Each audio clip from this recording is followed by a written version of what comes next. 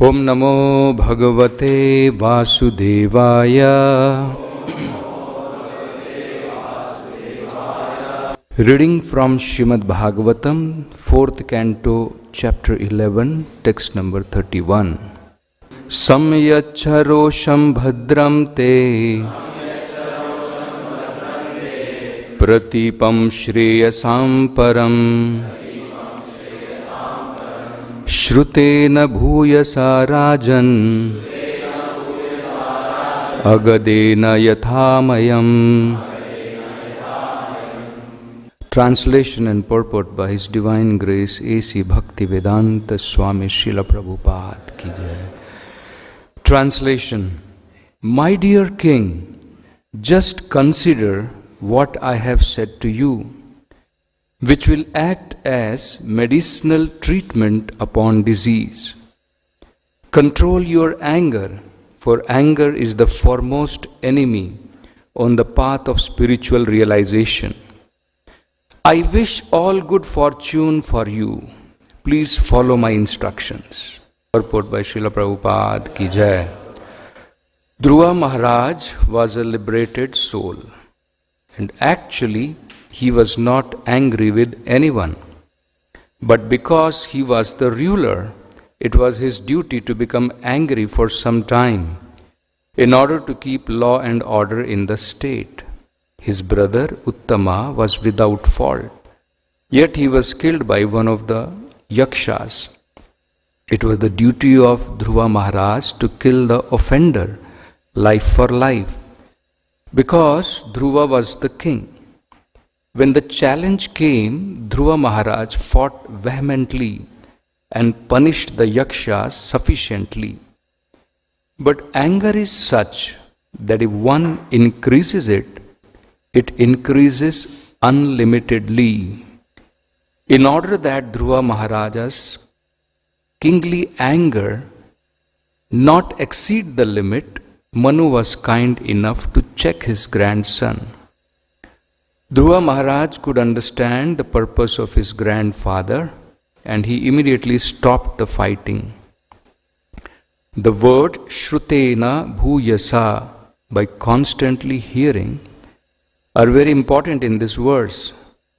By constantly hearing about devotional service, one can check the force of anger, which is detrimental to the process of devotional service. Srila Parikshit Maharaj said that the constant hearing of the pastimes of the Lord is the panacea for all material diseases. Everyone, therefore, should hear about the Supreme Personality of Godhead constantly. By hearing, one can always remain in equilibrium, and thus his progress in spiritual life will not be hampered. Dhruva Maharaj becoming angry with the miscreant was quite appropriate. There is a short story in this connection about a snake who became a devotee. Upon instructions by Narada, who instructed him not to bite anymore. Since ordinarily a snake's business is to fatally bite other living entities, as a devotee he was forbidden to do so. Unfortunately, people took advantage of this non-violence on the part of the snake, especially the children, who began to throw stones at him. He did not bite anyone, however, because it was the instruction of his spiritual master. After a while, when the snake met his spiritual master Narada, he complained, I have given up the bad habit of biting innocent living entities, but they are mistreating me by throwing stones at me. Upon hearing this, Narad Muni instructed him, don't bite, but do not forget to expand your hood as if you are going to bite. Then they will go away. Similarly, a devotee is always non-violent. He is qualified with all good characteristics. But in the common world, when there is mischief made by others, he should not forget to become angry, at least for the time being, in order to drive away the miscreants. Thus ends the Bhaktivedanta purport. So here we find some very beautiful instructions as given by Swayambhuva Manu to his grandson Dhruva Maharaj. These instructions, it is said by Swayambhuva Manu himself, it will act like medicinal treatment. Agadena yatha amayam. So when there is disease, one has to take some medicinal treatment, and then it is possible that his disease will subside, it will get over, he'll be cured, he'll become healthy. So, sometimes we also wonder that yes, like Maharaj Dhruva is showing by his own example, we act in a Vaishnava way under certain circumstances.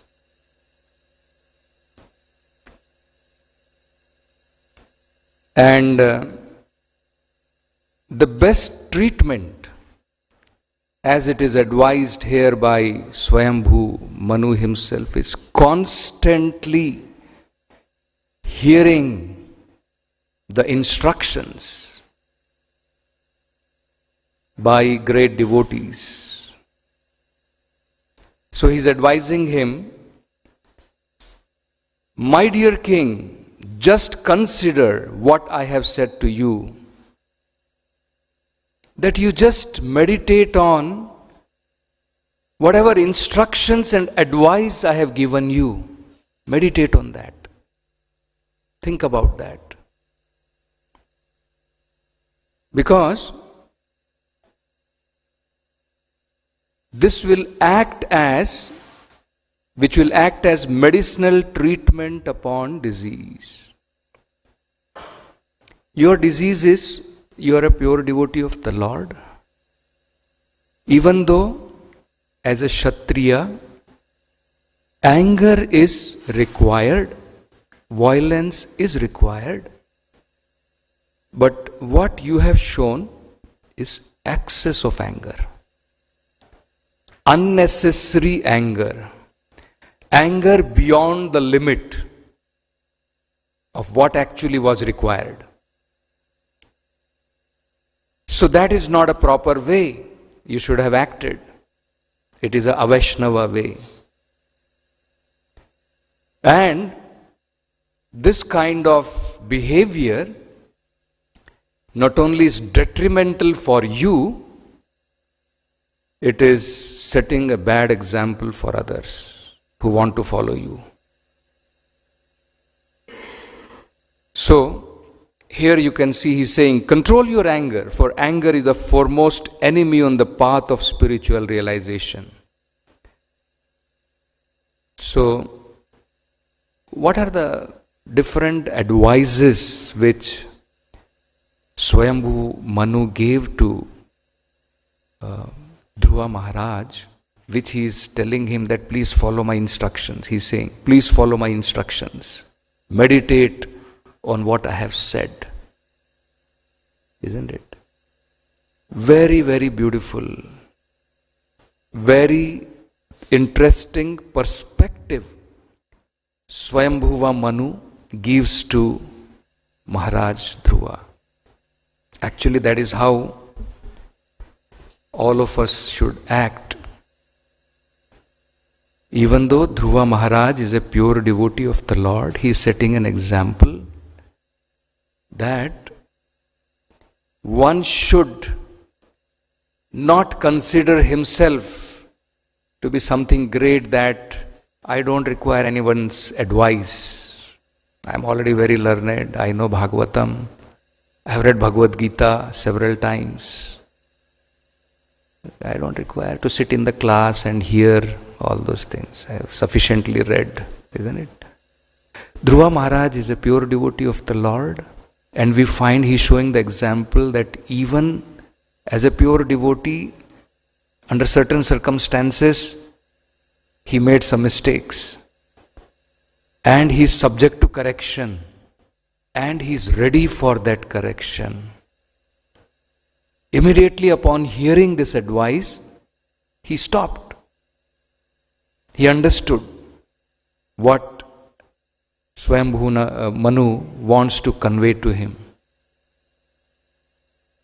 So, sometimes, you see, in spiritual life also, there are a lot of perspectives, there are a lot of angles to understand one particular situation, even from spiritual life. Sometimes we find devotees, we become paranoid with our own kind of perspective and our own kind of things we want to see, and we may also support it from the Shastras.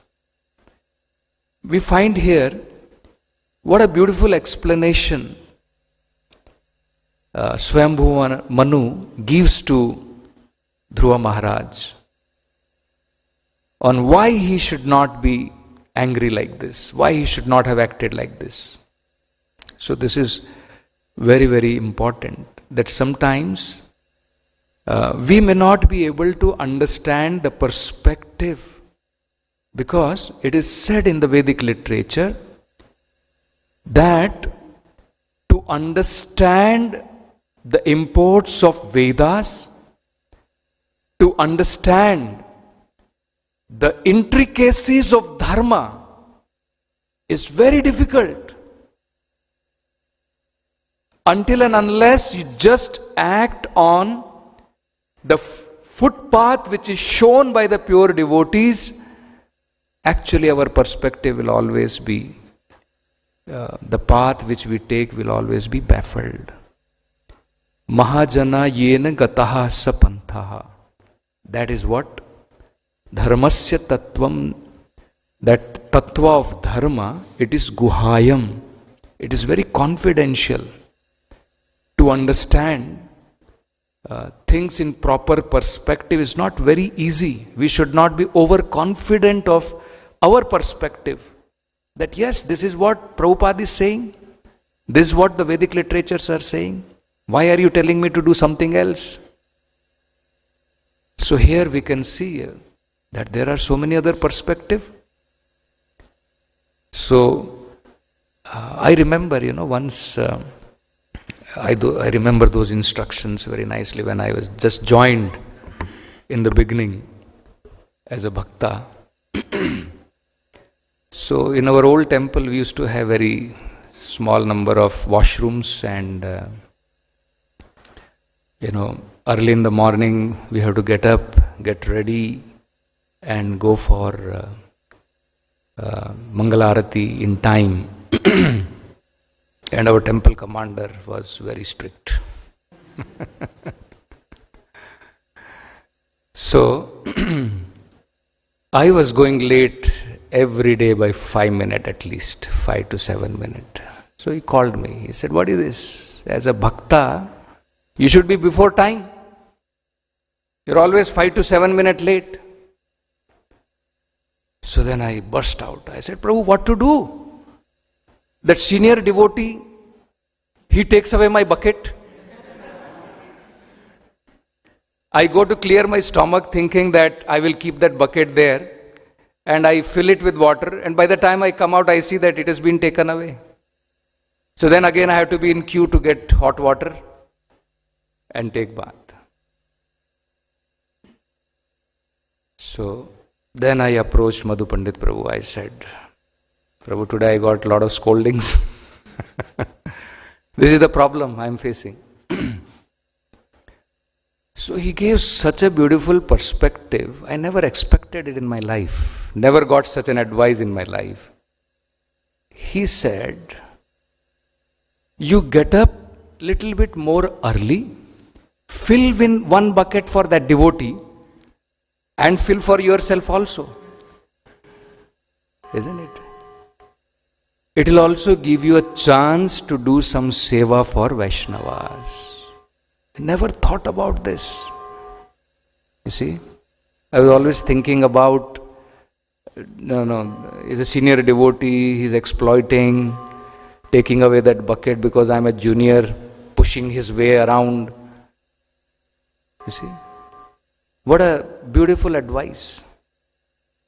So there are a lot of perspective to see a circumstance from varieties of angles.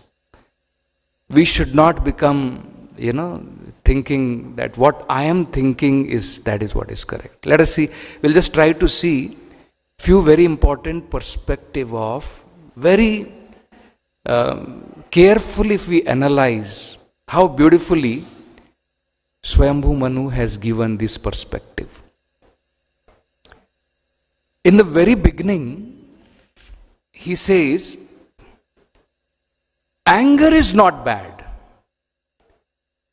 Unnecessary anger which you are showing, that will lead you to hellish life. See how clear Swayambhu Manu is. He is not saying that as a Kshatriya you should not be angry, you are a devotee. As a Kshatriya be meek and humble, somebody is slapping you, show your other cheek. Isn't it? Of course, if somebody slaps us, we can show, but if somebody slaps some other devotee, we should slap him twice. Isn't it? So, this is the perspective. He's saying, unnecessary anger is not required. One should have a control. That's how we find Srila Rupa Goswami describes this. These are vegas, certain things which pushes us to act. Manasaha krodha vegam. So, krodh is also vegam, udara upastho vegam. Our genitals, they also force us to act. Right? These are all different kinds of vegas. One has to control them. We should not misunderstand thinking devotee has no anger. No. All these qualities are there. They have their proper utility.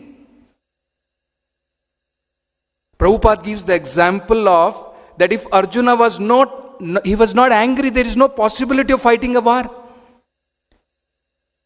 It was in anger that Hanuman burnt the whole Lanka to ashes. But anger has its proper utility. So one has to have a full control.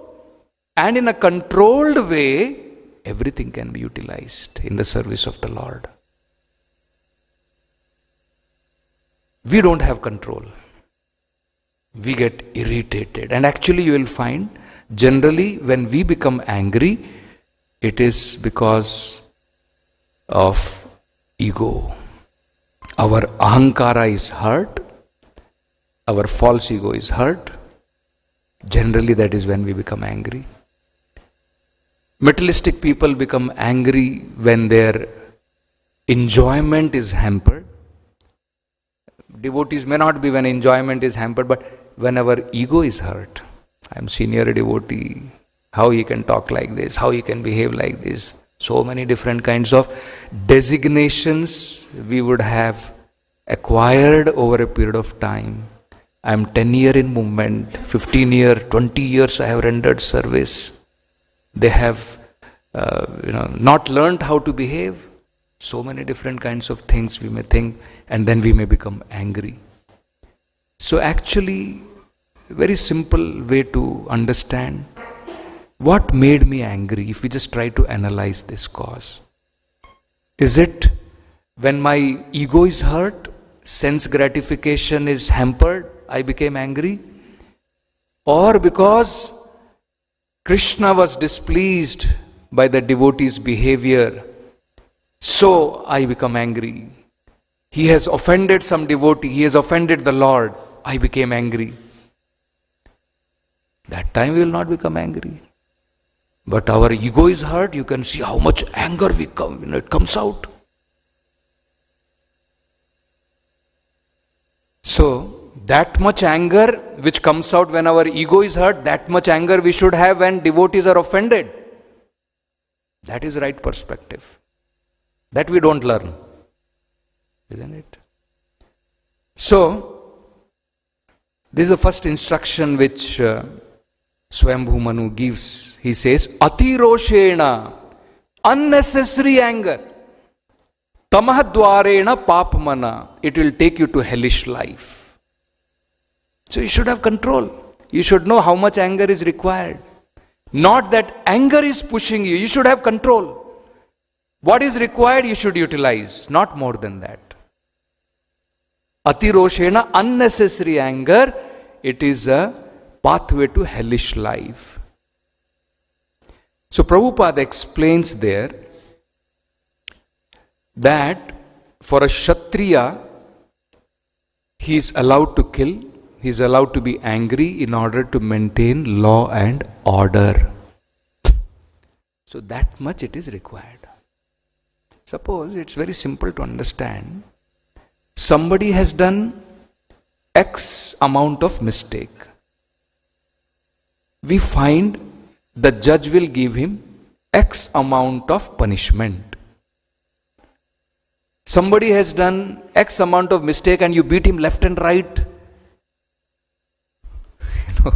We don't find that. It is not proper. Isn't it? Somebody has, let us say, some small theft somebody has done and you hang him. No, that is not the way. So, without any reason, without any sufficient reason to become angry, even for a Kshatriya, it is not proper. That is what Swambhu Manu is saying. So, Prabhupada explains this. He says, actually, one yaksha had killed his brother. And just to take revenge, so what was according to the law? That yaksha should have been punished. Now, whole race of yakshas who are innocent also is punishing, killing them left and right. So this shows that this is not satisfying to the Lord. This is for own sense gratification. My ego is hurt. I have become angry on certain circumstances. Isn't it? So I'll get rid of all full race of yakshas. That is not how the judgment is given. Isn't it? So this is the first point which he made. Second, he says, Na asmat kulo chittamaha. He says it does not befit our family, our tradition. As a Swambhu Manu, great personality, you are grandson of such a great personality. Isn't it? Manu means actually who is the father of mankind, whose footsteps we have to follow, the rules and regulation given by him we have to follow.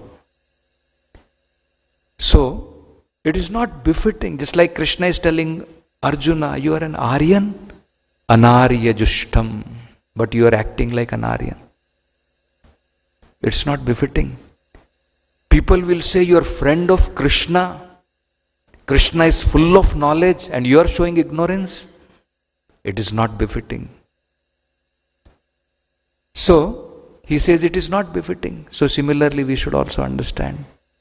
If I act in Avaishnava way, I am having shikha, I am having devotees attire, wearing kanthi mala, and if I do something nonsense, it is not befitting. For our family, our Vaishnava family, we don't have our material family. Isn't it? So, this is the second instruction he gives. Third, he says,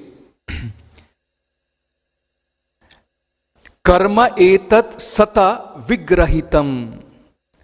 Such kind of act which you have performed, it is not approved by authorities. So we should be very cautious whenever whatever action we do, is it approved by authorities? Does it have the approval of authority? Actually, if we just do authorized services as it is given to us, we can become free from all offenses. It's very simple. We don't have to consider about failure, success, all those things. Just act as authorized. So he's saying this kind of activity which you have undertaken, it is not approved by Sata. Sata means authorities or devotees or great sages. It is not approved. Then the fourth instruction he gives, he says, you are already engaged in the service of the Lord. Just like we are all engaged in the service of the Lord. That is the definition of bhakti itself. That our senses are employed in the service of master of senses. Right? What is that verse? Rishikesh vinirmuktam tat paratvena nirmalam rishikena rishikesha sevanam bhakti ruchyate. That is the definition of bhakti. Bhakti means when we employ all our senses for satisfaction of the Supreme Lord. So Swayambhu Manu is saying, where is the question of sense gratification? You have already declared you are a devotee of the Lord, you want to employ your senses in the service of the Lord. Then where is the question of acting on your own behalf? Acting for your own satisfaction. Where does it come from? So that is what he is saying. He is saying if you act like this, this is just like animalistic life. He says, Atmanam, the self, parak grahyam, one who considers body to be the self, pashuvat bhuta vairam, they act like animal killing others without consideration. So you are not an animal. You are the topmost of the human being engaged in the service of the Lord. Somebody engaged in the service of the Lord is better than a Brahmana. Correct? Dvija Uttama, greater than even Dvijas. So, where is the question of acting for sense gratification? In your life, you should not have acted like this. So, this is the fifth instruction he gave him. Then he tells him, what is the time? Can take another 5 minutes. Okay. Then Prabhupada says, Dhruva may argue, well, it's my duty. Sometimes we argue, no? Sometimes when some fault is found with us, we argue, Prabhu, what are you saying? I was supposed to act like this only. It's my duty. So Dhruva Maharaj could also argue. It was his duty to fight with the enemy. So Manu informs him, you have to understand, you have to have a proper perspective from the Vedic literature. You want to satisfy the Supreme Lord? Because you are a devotee, you should not act for sense gratification, you should act for satisfaction of the Supreme Lord. Then you should also understand what satisfies Him. Will it satisfy Him that He, the Supreme Lord, who is the abode of all living entities, who is sitting in everyone's heart, and every body is like a temple of the Lord, will He be satisfied that you unnecessarily go and kill someone? This body is not ordinary. So unnecessary killing you cannot do.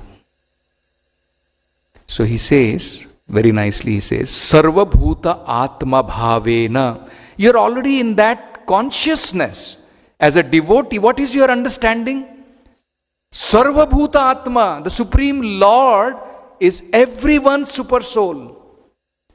And Bhuta Avasam, He is the abode for all living entities, residing in everyone's heart. So Prabhupada says, so that means what? This means this is the temple of the Lord. So until and unless it is specified as a duty, you cannot go and destroy somebody else's body just like this. That is the understanding one should have. So this is the next instructions he gives him. And then, very nicely, he talks about, Swayambhu Manu tells him, you know how much dear you are to the Lord? As much you are thinking about the Lord thinks about you. Don't think you are only thinking about the Lord and He does not think about you. Krishna is saying, Man mana bhava, always think of me, right? So he's reminding him, as much you are thinking, the Supreme Lord reciprocates. He also thinks about His devotees 24 hours. And then he tells him, that is why you should act in exemplary way. Because you are not only devotee recognized by the Supreme Lord who is always thinking of you, you are recognized by other devotees. Right? So similarly we should all understand. We are all recognized as Hare Krishna devotees, representative of Srila Prabhupada. And if we act immaturely, it does, give a bad name for our spiritual master. So we have to act in exemplary way, is what Swayambhu Manu is saying. So that others can learn from us and not mislearn. Isn't it? If we act in a certain way and we are recognized as a devotee, somebody we are teaching, somebody is learning from us, we have a great responsibility. Prabhupada used to say, greater the responsibility, greater will be the punishment. We should always understand that. So as a devotee we have greater responsibility. If we act in certain way which is not according to Vaishnava standard, then punishment will also be greater. Ordinary man, something he does, it is okay, that much punishment he will get. Prabhupada gives the example. Yamaraj, greater responsibility. He has to be very cautious in carrying out his responsibility. Ignorant people, just like a dog is, violating some rules, policeman will not run behind him. Isn't it? But we are violating, immediately you will find with motorcycle, he will run behind you. He will not leave you till he catches you. So Yamaraj had to become a Shudra just because he committed some mistake. We have to understand. So such a great responsibility we have. And then he gives him many more instructions. One more instruction, we will just see what he says. He says, the Lord is very much satisfied when a devotee acts in exemplary ways. And how does he act in exemplary way? He says, Titikshaya, with tolerance, Karunaya, with lot of kindness and mercy, Maitreya, friendship, Samatvena, with equality.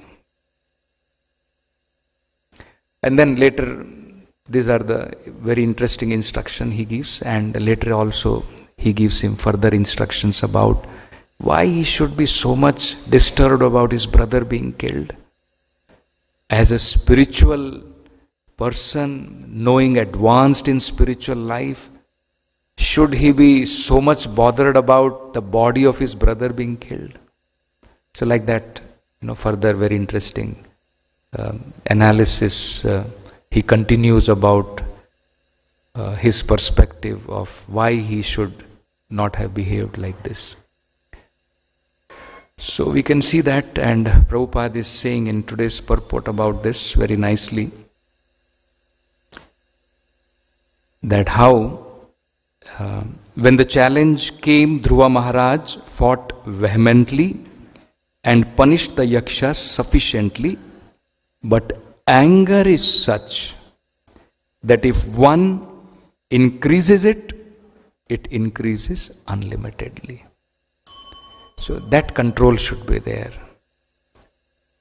So Manu was kind enough to check his grandson. Dhruva Maharaj could understand the purpose of his grandfather, and he immediately stopped the fighting. And Prabhupada is stressing that word, Shrutena Bhuyasa. This is very important. Actually, the more we hear the instructions attentively, the more we hear Srimad Bhagavatam, Bhagavad Gita, all these spiritual instructions, then it is possible that all these different vegas which we are having, these anarthas which we are having, they can be checked. These are all disease, different kinds of disease we are having. And repeatedly, constantly hearing Srimad Bhagavatam is the medicine for that. Parikshit Maharaj also acknowledges this is Bhav Aushadhat, Shotro Manobhiramat. It's not only a medicine, it's very pleasing medicine. Generally medicines are very bitter, but this is very pleasing medicine, isn't it? So, Prabhupada gives that story about that snake which became a devotee. So this is the advice for us, that if somebody is disturbing, for the time being you can become angry so that the miscreant runs away. That much at least we can try to do. Isn't it? Okay, I think I have taken a lot of time. Any questions are there? Maybe one or two questions. Yes.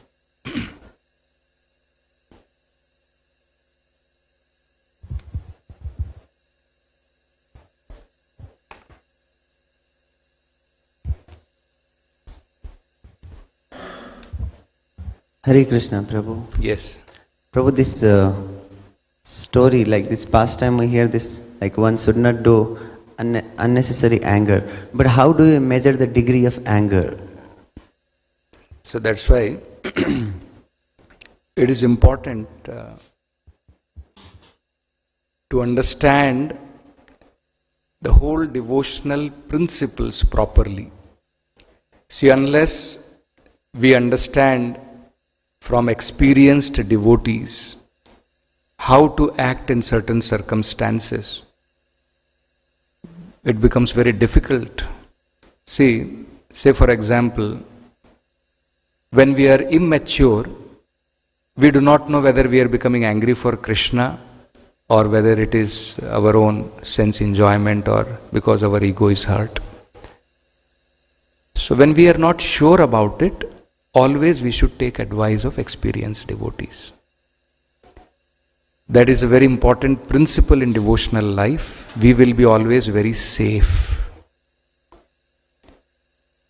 At least from quite beginning of my life, I have learned this, that whatever some important decision I want to take, I take advice. Because I want to be doubly sure whether what I am thinking is what is approved by the authorities. Of course, sometimes we will commit mistakes, all those things will happen. So it's always better to seek advice from seniors, from experienced devotees. Then I think we will be able to understand whether under certain circumstances how we acted, or whether we become unnecessarily angry, whether it was proper or improper. That is how we can do. Otherwise there is no scale to measure how much angry you should be. Cannot be defined. This much angry you should be, this much, isn't it? Just like here, Swambhu Manu was able to figure out. Actually, this is the beauty of living in the association of devotees. They'll be able to figure out. He's going away the path. You see, I remember when I first started giving classes, Chanchalapati Prabhu came and patted me and he said, "Good, but don't get carried away."